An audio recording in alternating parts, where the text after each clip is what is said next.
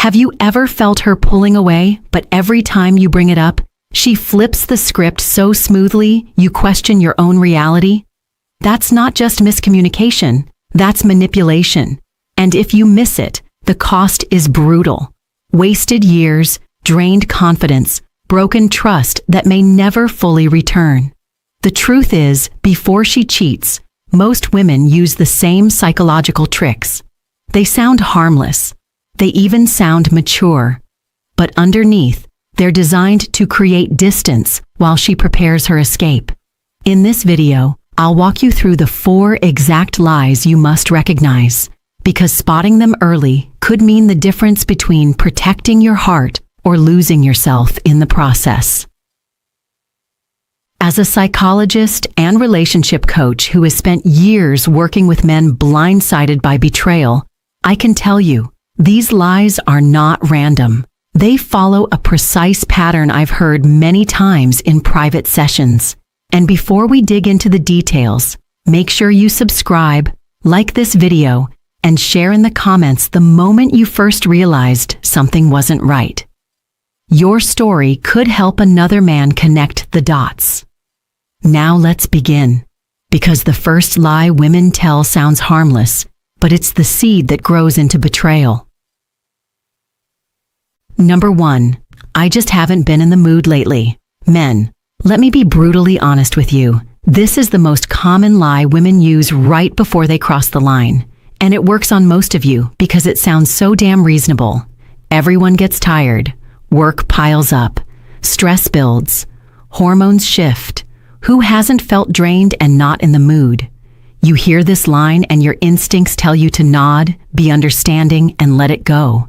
But here's the truth that most women will never tell you. When she loves you, stress doesn't push her away. It pulls her closer.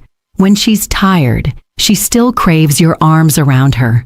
Maybe not for wild passion every night, but for closeness, for comfort, for feeling safe in the man she trusts. Real love doesn't shut down physical affection. It seeks it out, even in exhaustion. So when she suddenly has no interest in touching you, no spark for weeks or even months, when she flinches at your hand on her back, when she treats even casual closeness like a burden, that's not about stress, that's about redirection. Her body didn't stop wanting intimacy. It stopped wanting intimacy with you. And here's the cruel psychology behind it. When a woman begins investing emotionally in another man, her body reacts. Intimacy with you starts to feel like betrayal, not of you, but of him. The new man becomes her emotional center, and suddenly you're the obstacle. Touching you feels wrong, dirty, even repulsive. She's protecting the bond she's secretly building elsewhere. This is why you'll see the strangest contradiction. With you, she's too tired. With the rest of the world, she's suddenly alive again. New workouts, new clothes, extra time in front of the mirror, perfume she hasn't worn in years. She's shaving, posting selfies, buying lingerie, but somehow never in the mood when it comes to you. That's not coincidence. That's a transfer of desire. Let me give you a story to make this real. David, a 41-year-old financial analyst, came to me devastated. His girlfriend of 3 years had been distant for months. Every time he reached for her, she pulled away, saying, "I'm just not in the mood. Work has me drained." And David believed her because it made sense. Long hours, pressure, deadlines. But then he started noticing something off. She was at the gym every morning at 6, something she hadn't done in years. She bought a new wardrobe, tight dresses, heels, expensive makeup. Her Instagram was full of confident selfies, while in private she avoided even holding hands. David realized the painful truth. She wasn't out of the mood, she was just out of the mood with him. That's the pattern you need to watch. Her mouth says, "I'm tired," but her actions scream, "I'm excited." Just not for you. And if you're not careful, you'll waste months or years making excuses for a woman who's already emotionally checked out. Now, I'm not telling you to panic the first time she turns you down. Real life happens. Fatigue, illness, stress, they're real.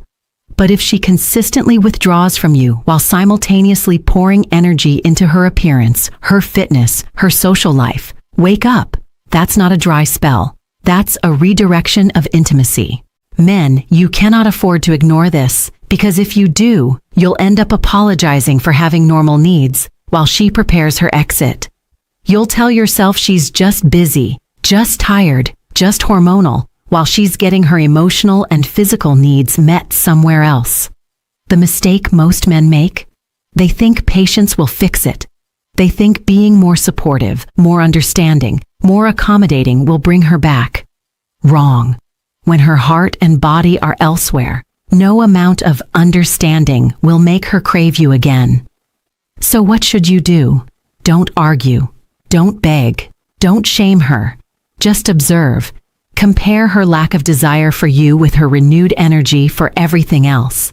And ask yourself the hard question. Is this really about stress, or is her desire already gone? Because here's the truth. The right woman may get tired, but she will never be too tired to want your closeness. If she loves you, she'll still want to curl up next to you, still smile when you touch her, still seek the comfort of your presence. If all of that has vanished while her energy for the world skyrockets, you already know what's happening. Not every woman who avoids intimacy is cheating. Sometimes it really is stress or exhaustion. But when the distance comes hand in hand with a sudden glow-up in her appearance, that's when it's no longer innocent. It's a red flag. Number 2, I just want to focus on myself right now. At first, this sounds like the most enlightened thing a partner could say. Who doesn't want a woman who invests in her mental health, who works on herself, who wants to grow? You hear those words, and you probably even feel proud. You think, finally, she's doing the inner work. She's healing. She's maturing. This must be good for both of us. But men, here's the hard truth. When a woman truly wants to grow inside a healthy relationship, she includes you in that process. She shares what she's learning. She wants to bring you along for the ride. She talks about attachment styles and then asks about yours. She reads a book on boundaries and says, "Hey, let's talk about how this applies to us." Real growth in love is collaborative. It draws the couple closer.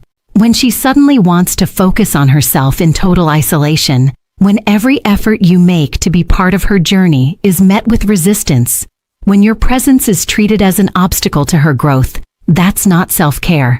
That's self-separation. It's her way of building a version of herself that no longer includes you. So when she steps out with someone else, she can tell herself she's simply outgrown the relationship. And the cruel twist? She'll make you feel guilty for even wanting to be included. She'll call you controlling. She'll say you're unsupportive. She'll accuse you of holding her back. She reframes your natural desire to stay connected as proof that you don't respect her independence. In other words, she weaponizes self-growth against you. Let me ground this in a real scenario. Chris, a 46-year-old who runs an auto repair shop, shared his story with me. His girlfriend started talking about healing her inner child and finding her authentic self. At first, Chris supported it wholeheartedly. He even paid for some of the weekend workshops she wanted to attend. But then he noticed a shift. Every workshop was for her only. Every journaling session was private. She didn't want to share what she was learning. When Chris suggested reading one of the same books so they could discuss it together, she snapped, "This is my journey, not ours." And every time Chris asked questions, she accused him of suffocating her growth. Meanwhile, her self-focus involved going out of town more often, staying late at events he wasn't invited to, spending hours online with new friends he never met. Chris realized what was really happening. She wasn't healing her relationship with him. She was creating the emotional distance she needed to justify betraying him. Men, this is the pattern. Self-work that excludes you is not self-work. It's exit strategy. Healthy personal development sounds like, "I'm learning new things about myself, and I want to share them with you."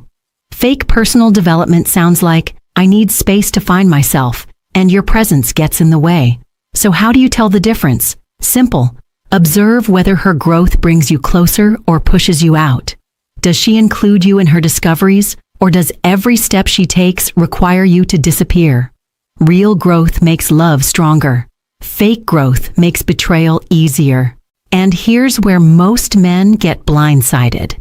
Because the language she uses sounds so noble, so evolved, healing, boundaries, inner child, authenticity. These words are powerful shields. They make you feel selfish for questioning her. They make you doubt yourself for wanting to be part of her life. And that's exactly the point. If you feel guilty for asking to be included, she's already flipped the script on you. Men, don't get it twisted. A woman who loves you will never treat you like a roadblock to her evolution. She'll see you as part of it. If instead she frames your love as the obstacle to her growth, understand what's really happening. She's not healing. She's rehearsing her exit. Of course, self-growth can be genuine. Many women truly mean it. But when her growth journey keeps excluding you, that's not self-care. It's groundwork for walking away. Number 3, you're being too controlling. This is one of the most clever deflections women use because it makes you doubt yourself instantly. You ask a perfectly reasonable question, "Where were you last night?" Or, "Who were you texting during dinner?" And suddenly you're the bad guy. Instead of answering, she flips it. Now the issue isn't her behavior, it's your supposed insecurity, your toxic masculinity, your controlling nature. Men, listen carefully. When a woman has nothing to hide, her instinctive response to questions is clarity, not combat. She explains, she reassures, she gives details without you even needing to press. Transparency feels natural when you're telling the truth. But when she's keeping secrets, every question feels like an interrogation. Every answer risks exposure.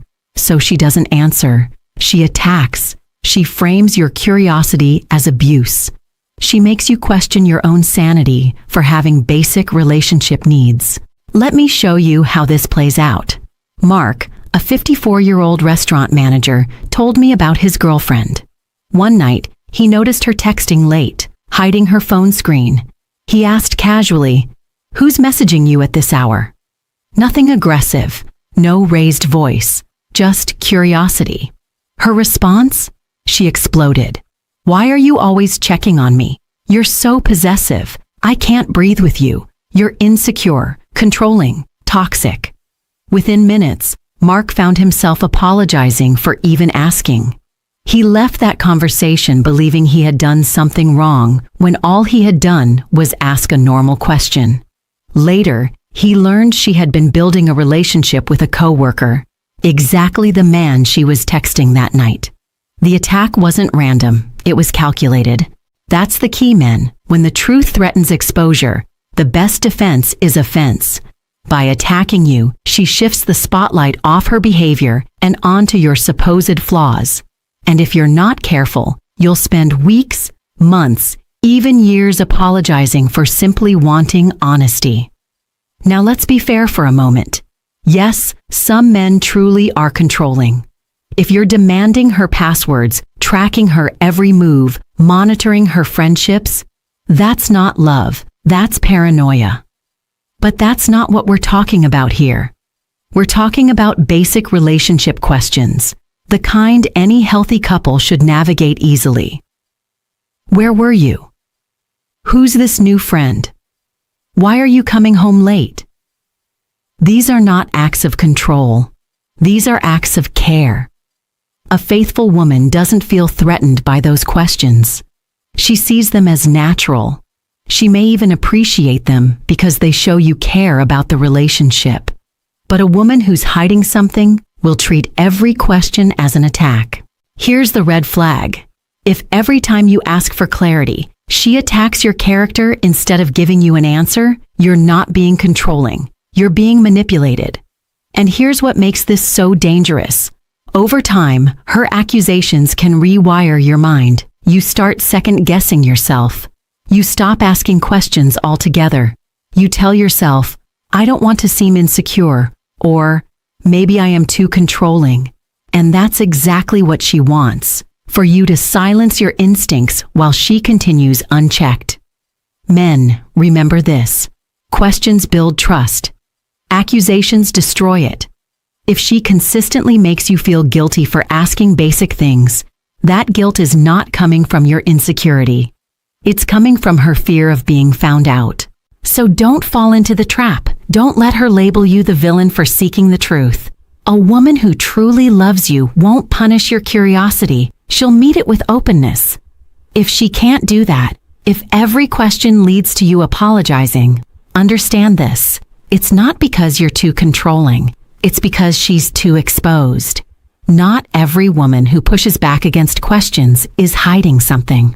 But when every reasonable concern gets flipped into an attack on your character, that's not honesty. It's deflection. Number 4, I just want us to be honest with each other. On the surface, this sounds perfect. Honesty is what every man wants, right? Finally, she's ready for transparency. Finally, she wants real communication.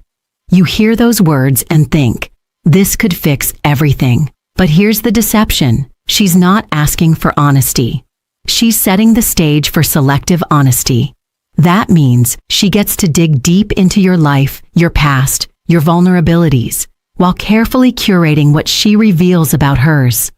It looks like openness, but it's actually control. Here's how it works. After announcing this new commitment to honesty, she suddenly becomes curious about everything in your life. She wants to know your childhood traumas, your regrets, your mistakes. She asks about every woman you've ever dated, about your insecurities, about the worst moments of your life, and you open up because you think that's what real intimacy is. But when you flip it back, when you ask about her new male coworker, or why she's been distant lately, or why she hides her phone, suddenly the tone shifts. She says you're interrogating her. She says, I thought we agreed not to be controlling. She accuses you of lacking trust. In other words, she uses your own desire for honesty against you. Let me illustrate. Tom, a 50-year-old insurance agent, told me about his girlfriend. She always wanted to know everything about him. His first heartbreak, his fears about aging, even embarrassing mistakes from college. She said it made her feel closer to him. And Tom, being a good man, opened up. But whenever he asked her even the simplest questions, like, who were you out with after work? Or, can I see the messages you were upset about? She'd dodge, deflect, or accuse. You're being too suspicious. Why can't you just trust me? I'm telling you so much and you still want more? Do you see the trick? She framed selective sharing as deep intimacy. She made Tom feel unreasonable for wanting the same openness she demanded from him. And while Tom was busy bearing his soul, she was hiding the one thing that mattered most: her growing connection with another man. This is the cruel genius of selective honesty. It gives you just enough truth to keep you calm, while hiding the truths that would set off every alarm in your body. It feeds you scraps of transparency so you feel guilty for asking for a full meal. Men, real honesty is mutual. It flows naturally in both directions. It's not rationed out like a political statement. It doesn't feel like pulling teeth, and it doesn't make you feel guilty for asking. Real honesty builds safety. Selective honesty builds confusion. Here's the red flag. If she's open about things that make her look good, or things that win your sympathy but shuts down when the questions cut closer to her behavior, understand what's happening. That's not vulnerability, that's strategy. And the longer you buy into this, the more she gains control. She learns everything about you, your weaknesses, your fears, while you learn almost nothing about her reality. And by the time the truth surfaces, she's already rewritten the story in her favor. So don't be fooled by this polished version of honesty. Watch how it plays out. Ask yourself, does her openness make me feel secure, or does it make me feel like I'm crazy for wanting more? If it's the second, you're not dealing with honesty. You're dealing with manipulation. Men, hear me clearly. The right woman won't ration the truth. She won't make you feel guilty for wanting transparency. She won't weaponize honesty as a shield for secrecy. She'll make the truth easy to see, not impossible to find. Real honesty is mutual, not selective. If she shares small details but dodges the big ones, that's not openness, it's strategy. And strategy in secrecy almost always points to betrayal. Now let's get to the one thing you must do when you hear any of these lies. This is the turning point, men, so listen carefully. The instinct most men have is to argue, to demand answers, to become the detective in their own relationship. But that only drags you deeper into her frame. The more you chase, the more you look insecure. The more you argue, the more you feed her excuses. And while you're debating her words, she's already proving her actions elsewhere. So here's the golden rule. Don't argue, don't chase. Just observe. Actions never lie. Let me give you a practical checklist, one lie at a time. When she says, "I just haven't been in the mood," don't fight her on it. Watch instead. Does she still want closeness in small ways? Cuddling, holding hands, spending quality time? Or has she withdrawn completely while suddenly investing in her appearance for everyone else? That contrast tells you everything. When she says, "I just want to focus on myself," don't beg to be included. Observe. Does her self-growth bring her closer to you, or does it require distance from you? Does she share her journey, or does she insist it's a solo mission where your presence is inconvenient? True growth includes the partner. Fake growth excludes him. When she says, "You're being too controlling," don't get defensive. Ask yourself, were my questions unreasonable? Or were they basic things any caring partner would ask? If it's the latter, and she still attacks you, that's not about you being controlling. That's about her needing cover. When she says, "I just want us to be honest with each other," don't get swept up by the promise. Watch if the honesty flows both ways. Does she give you transparency as freely as she demands it from you? Or are you the only one on the interrogation chair while she carefully curates what she shares? This is how you protect yourself, by stepping back, observing patterns, and letting her behavior reveal the truth. You don't need to expose her with arguments. She'll expose herself with her actions. And here's the most important piece. Trust your intuition. Men, your gut is not paranoia. It's data. It's your subconscious noticing shifts in tone, energy, micro-expressions, things your conscious mind hasn't caught up with yet. When everything she says sounds logical, but your chest feels heavy, trust your chest. That's your radar screaming at you. Remember this. The right woman will never require you to be a detective. She'll make honesty easy, not impossible. She'll make love safe, not confusing. If you feel like you're constantly being spun in circles, that's not love. That's manipulation. So don't argue. Don't beg. Don't lose years trying to logic your way through lies. Step back, observe, trust your gut. Your instincts will save you long before her words ever will. So let's bring this home. We've walked through 4 of the most common lies women tell before they cross that line. Number 1, "I just haven't been in the mood lately." That's not about stress. It's about her desire shifting away from you. Number 2, "I just want to focus on myself right now."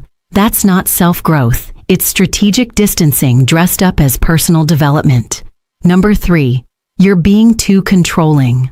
That's not your insecurity. It's her deflection, turning your basic questions into an attack. Number 4, "I just want us to be honest with each other." That's not transparency. It's selective honesty, designed to give you scraps while she hides the core truth. Now, if you only remember one thing from this entire video, let it be this. The right woman will never require you to be a detective in your own relationship. She won't make you feel crazy for asking basic questions. She won't punish you for wanting closeness. She won't hide behind excuses of growth, honesty, or boundaries. She'll make love easy to see, not impossible to prove. And men, this is where your power comes in. You don't win by arguing. You don't win by begging. You win by watching, by trusting your gut, by walking away when her actions scream louder than her words. That's how you protect your time, your heart, and your sanity. So here's what I want you to do.